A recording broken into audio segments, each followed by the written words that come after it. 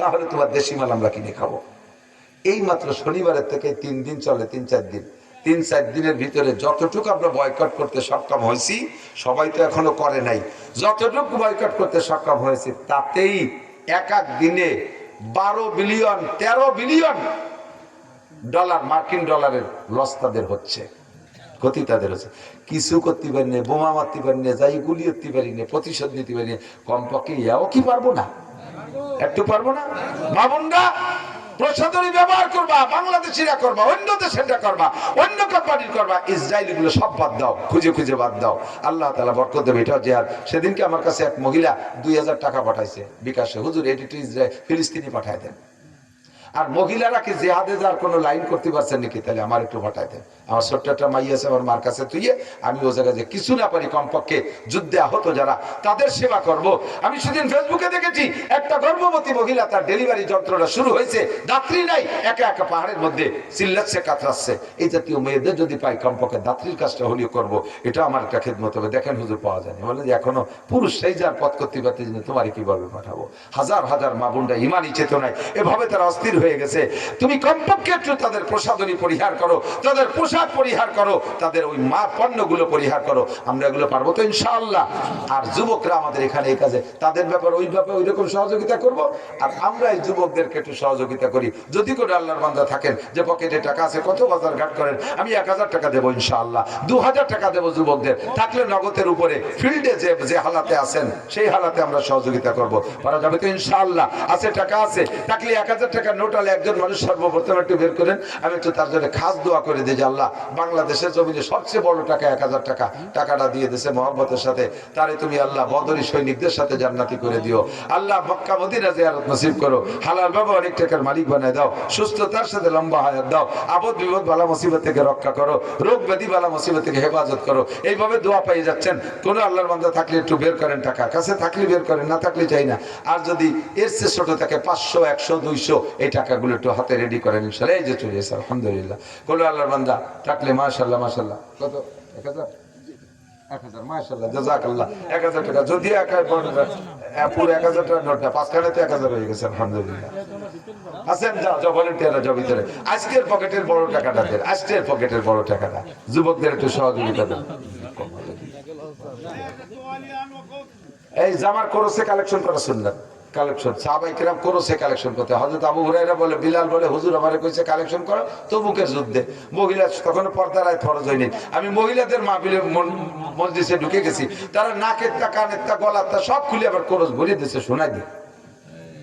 তো এই Kose collection করা সেই থেকে প্রথা আছে, কালেকশন করা সুন্নাত। দিয়ে দেন হাতে হাতে দেন, কোরসে দিয়ে দেন, প্রত্যেকে দেন, বিসমিল্লাহ করে সহযোগিতা করেন। আল্লাহ তাআলা যে মাসালাগুলো আমাদের আজকে বলা শোনার তৌফিক দিলেন, এরপর আমল করার তৌফিক দান করুক। নামাজকে আমাদের ব্যক্তিগত জীবনে, পারিবারিক, সামাজিক সব জীবনে কায়েম করার তৌফিক দান করে, বলেন আমিন। নামাজ যদি আপনার চোখের মধ্যে কায়েম হয়, তাহলে চোখ দিয়ে খারাপ দিকে তাকাবেন না। নামাজ যদি হাতের মধ্যে কায়েম হয়, তাহলে এই হাত খারাপ জায়গা যাবে না। নামাজ যদি মুখের মধ্যে কায়েম হয়, তাহলে মুখ দিয়ে অকথ্য ভাষা, গীবত, শিকায়ত, গালাগালি, কাছাকাছি বের হবে না।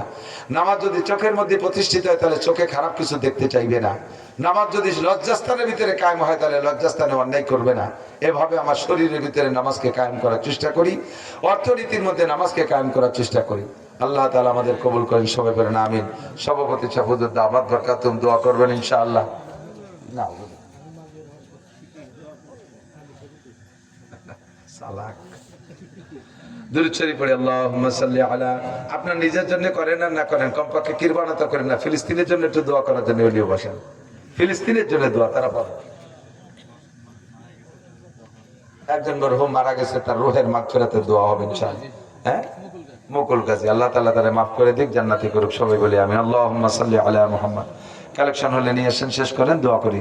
আল্লাহুম্মা সাল্লি আলা মুহাম্মাদ ওয়া আলা আলি সাইয়্যিদিনা মুহাম্মদ। বিগত যে গুনাহগুলো করছে, গুনাহ থেকে আমি তওবা করে নিই। আস্তাগফিরুল্লাহ আস্তাগফিরুল্লাহ আস্তাগফিরুল্লাহ ওয়া আতুবু ইলাইহি। ছোট্ট তওবা, এই দুটেই তওবা, এটুকুই আসল তওবা। আস্তাগফিরুল্লাহ ওয়া আতুবু ইলাইহি, ইস্তেগফার এবং তওবা। ক্ষমা চেয়েছি এবং ভবিষ্যতে গুনাহ করব না বলে অঙ্গীকার করলাম, এর নাম হলো ইস্তেগফার ও তওবা। আস্তাগফিরুল্লাহ ওয়া আতুবু ইলাইহি।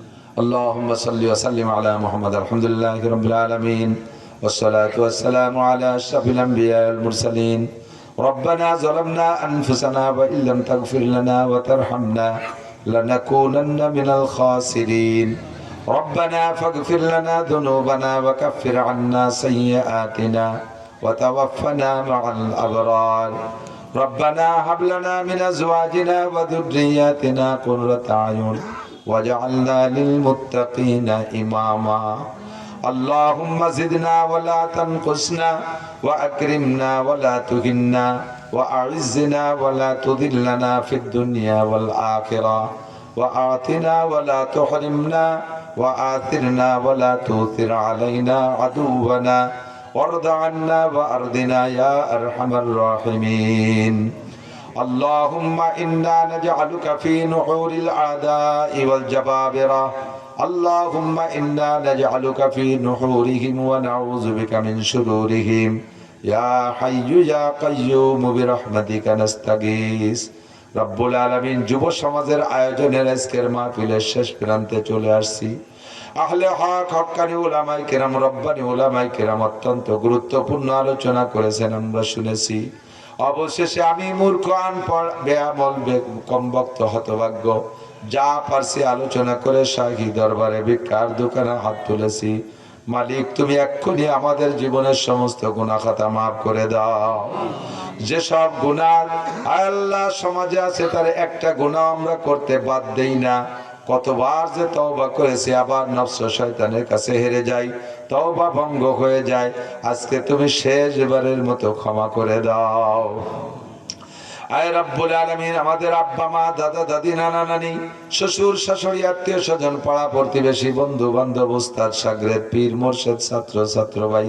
কর্মজীবনের বন্ধু সাথী যারা মহাব্বত ভালোবাসার মানুষ কবরে চলে গেছে সকলের পক্ষ থেকে ক্ষমা চাই তুমি মাফ করে দাও এই এলাকার যত কবরবাসী কবরে শুয়ে আছে সকলকে তুমি মাফ করে দাও সকলের কবর আযাব তুমি এক্ষুনি বন্ধ করে দাও সদ্য একটা লোক মারা গেছে আল্লাহ আয় আল্লাহ তাকে মুনকার নাকিরের সওয়ালের জবাব আসান করে দিও আয় আল্লাহ তার কবর আযাব মাফ করে দাও তার কবরে জান্নাতুল ফেরদাউসের দরজা খুলে দাও আয় আল্লাহ তার পক্ষ থেকে আমরা ক্ষমা চাই তুমি মাফ করে দাও আয় আল্লাহ আমরা যারা বেঁচে আছি আমাদের জান মাল ইজ্জত আবরু তুমি হেফাজত করো সুস্থতার সাথে ইজ্জতের সাথে প্রশস্ত হালাল রিজিকের সাথে আমাদের সকলকে তুমি লম্বা হায়াতে তয়বা নসিব করো আয় আল্লাহ বিলাসিতার জন্য ভোগ বিলাসের জন্য হায়াত চাইছি না যে হায়াতটা চলে গেছি কিছুই করতে পারি নাই আল্লাহ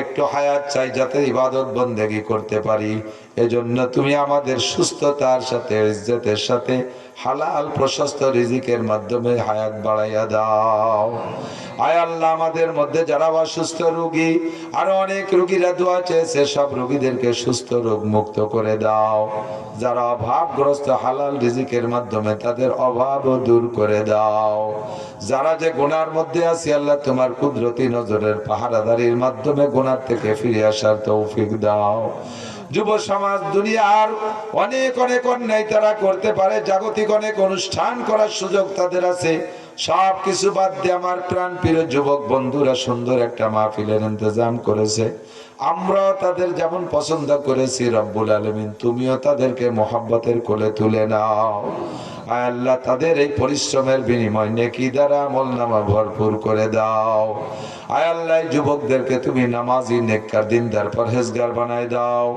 যেই যুবকরা আজকে দুধ খাইলো সেই যুবকরা যেন আর কখনো মদ খায় না যেই যুবকরা মাহফিল করলো তারা যেন কনসার্ট আর গান বাজনার অনুষ্ঠান করে না তুমি হেফাজত করো আয় মেহেরবান আল্লাহ এর পিছনে স্থানীয় ওলামায়ে কেরাম বিশেষ করে গিমাডাঙ্গার আলিয়া মাদ্রাসার ওলামায়ে কেরাম প্রচুর সহযোগিতা করেছে স্থানীয় মুরব্বীরা সাহায্য করেছে মা বোনরা টাকা পয়সা দিয়ে রান্না বান্না করে সহযোগিতা করেছে সকলের পরিশ্রম মেহনতকে তুমি আনসার সাহাবাদের কাতারে কবুল করে নাও আয় আল্লাহ যারা যেভাবে খেদমত করেছে বিশেষ করে মাইক ওয়ালাদেরও খেদমত আছে আল্লাহ মাইক ওয়ালাদেরকে তুমি নামাজি নেককার বানায় দাও তাদের এই ব্যবসা বাণিজ্য বরকত দান করো। আয় রাব্বুল আলামিন, বাংলাদেশে যত মৌসুমী ফসল আছে আল্লাহ ইরিধান পেঁয়াজ রসুন সহ সব মৌসুমী ফসলকে তুমি আসমানি হাওয়াই হুকুমতি গজব আযাব বালা মুসিবত থেকে হেফাজত করো। শিলা বর্ষণ ঝড় তুফান থেকে ফসল রক্ষা করো। আয় আল্লাহ বরকতপূর্ণ ফলন দিয়ে মেহনতে কৃষকের ঘরে পৌঁছাইয়া দিও। আয় আল্লাহ, সারা দুনিয়ার মুসলমানদের উপরে আয় আল্লাহ কাফের মুশরিকদের যে জুলুম অত্যাচার চলতেছে তুমি দেখতেছো। আয় আল্লাহ, জুলুম অত্যাচারের হাত থেকে মুসলমানদেরকে বেরিয়ে আসার তৌফিক দাও।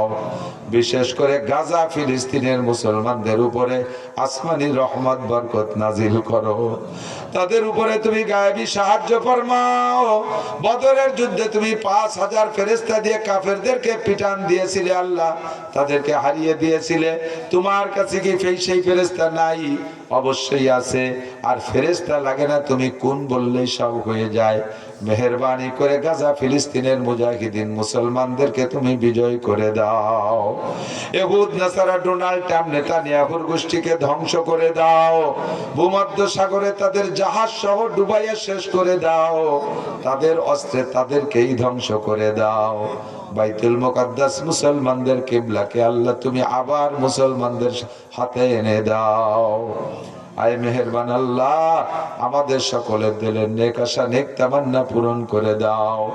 আমাদের ছেলে মেয়ে যারা স্কুল কলেজ মাদ্রাসায় যে যেখানে পড়তেছে আল্লাহ মেধা শক্তি বাড়ায় দাও, লেখাপড়ার প্রতি মনোযোগী করে দাও।